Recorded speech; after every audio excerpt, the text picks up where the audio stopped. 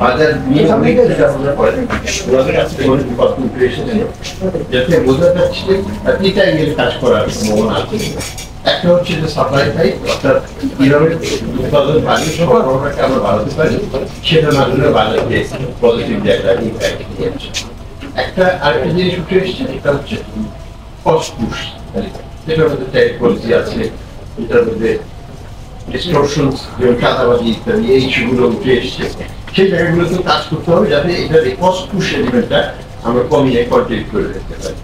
Third element হচ্ছে যেটাকে আমরা করি, আমরা কনভেনশনাল লিটারেচার করে আমরা ডিমান্ড সাইড, চাহিদার দিক থেকে আমরা ইন্টারভেনশন করি। সেটা কিন্তু অলরেডি বাংলাদেশ ব্যাংক অলরেডি করছে এবং আমরা আজকে রিভিউ করবো যে ফার্দার কিছু করার আছে কিনা সেটা করতে হবে। আর যেটা এই সাপ্লাই সাইডের আরেকটা কনস্ট্রেন্ট যেটা হবে সেটা হচ্ছে যে বডি কিন্তু শর্টেজ আছে, অস্বীকার করে লাভ নেই।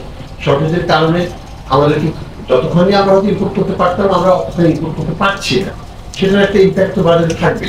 তো সেই জিনিসগুলো বাস্তবতাকে স্বীকার করে এই সবগুলো যখন আস্তে আস্তে ইজ আপ করবে, অর্থাৎ ফরেন এক্সচেঞ্জ কনস্ট্রেন্টটা ইজ আপ করবে, বাজারে যদি চাঁদাবাজিটাকে কমিয়ে দেওয়া সম্ভব হয়, আমরা যদি সাপ্লাই প্রোডাকশন এগ্রিকালচার ইনপুটগুলোকে দিয়ে প্রোডাকশনগুলোকে বাড়াতে পারি, তাহলে ধীরে ধীরে আমার মনে হয় 5-6 মাসের মধ্যে আমরা মূল্যস্ফীতিকে একটা অ্যাকসেপ্টেবল লেভেলে নিয়ে আসতে পারবো।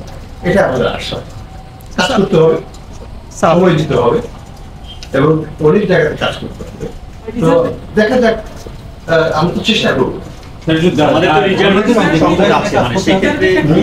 আমাদের তো রিজার্ভের সংকট আছে, মানে রিজার্ভের সংকট আছে, সংকট ওভারনাইট যাবে না, এটাকে আমরা দেখবো। আমি এখনো বাংলাদেশ ব্যাংকে যাইনি, আমাদের হিসাব করতে হবে যে আমরা কতখানি সাপ্লাই দিতে পারি বাজারে, আমাদের যেটুকু মিনিমাম সেটা রাখতে হবে। এটা একটা অযৌক্তিক লেভেলে কমিয়ে দেওয়া যাবে না, কারণ তাহলে কনফিডেন্সে বাজারে কনফিডেন্সের অভাব হবে।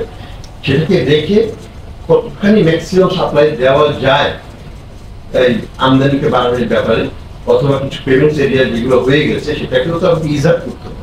কারণ পরবর্তী আমদানি আমার তার কাছ থেকে কিনতে হলে আমাকে তার কিছু দিতে হবে। তো সেই একটা ট্রানজ্যাকশনাল ফ্লো যেটাকে আমরা বলি, সেটাকে মেনটেন করে একটু ব্যালেন্সড ওয়েতে, মানে কি বলবো, একটু সংকীর্ণ পথ, খুব সাবধানে হাঁটতে হবে, কিন্তু হাঁটতে হবে এবং সামনের দিকে যেতে হবে। আমি আশা করি যেগুলো করা যাবে এগুলো করা খুবই সম্ভব এবং আমরা আমাদের যে ডেভেলপমেন্ট পার্টনার্স আছে তাদের সাথে আলাপ করবো কিভাবে রিজার্ভটাকে আর ফ্লো অফ ফান্ডকে বাড়ানো যায়।